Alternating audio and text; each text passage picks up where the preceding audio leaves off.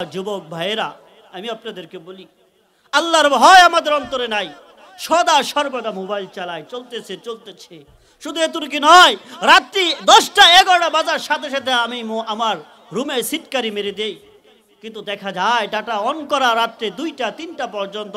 এমনও যুবক তো পাওয়া যায়, কপাল পোড়া যুবক, যে ফজর আজান দেয় সেই সময় কান থেকে হেডফোন খুলে ঘুমিয়ে যায়।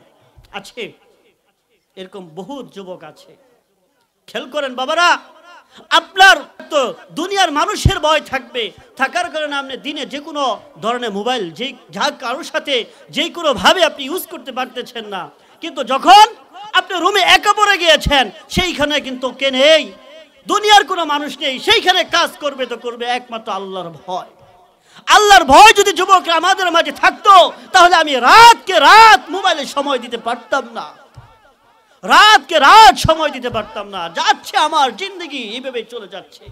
না বাবারা, ও যুবক ভাইরা, মনে করতেছেন আমার আপনার জীবনটা এইভাবে চলে গেলেই হবে? ও বাবারা, মনে করতেছেন এইভাবে গেলেই হবে? না, কাল কিয়ামতের দিন কঠিন মুহূর্তে আল্লাহ তাআলা 4টা প্রশ্ন করবেন। লা তাজুলু কদমা আবদিন ইয়াউমাল কিয়ামাতি হাত্তা ইউসালা আন আরবা। এই কঠিন মুহূর্তে মানুষদেরকে 4টি প্রশ্ন করা হবে। এই প্রশ্নের যদি জবাব না দেয়, একটা কদম সে অগ্রসর হতে পারবে না।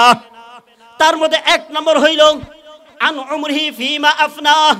তুমি তোমার জীবনটাকে কোন কাজে ব্যয় করেছ? ও বাবারা, এখনো যে বড় বড় টিভি থেকে তাকাই থাকি, এখনো নামাজ ধরি না, আমার জিন্দগি সম্পর্কে আল্লাহ জিজ্ঞাসিত করবেন না? অবশ্যই।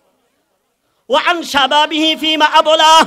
ও যুবক, তোমার যৌবন কালটা তুমি কোন কাজে ব্যয় করেছো? আজকে জবাব দিয়ে যাও।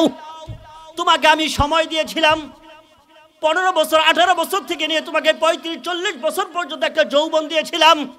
এই যৌবন কালে চাইলে তুমি লম্বা লম্বা নামাজ পড়তে পারতা, চাইলে 2-3 দিনের ভিতর কোরআন তেলাওয়াত শেষ করতে পারতা, চাইলে তুমি তাহাজ্জুদ পড়তে পারতা।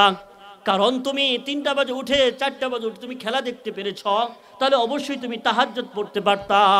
কথা ঠিক না? কিন্তু জিজ্ঞেস করা হবে, কাল বলবেন শাবাবি ফিমা আবলা, তুমি তোমার যৌবন কালটা কোন কাজে ব্যয় করেছো? আজকে জবাব দিয়ে যাও।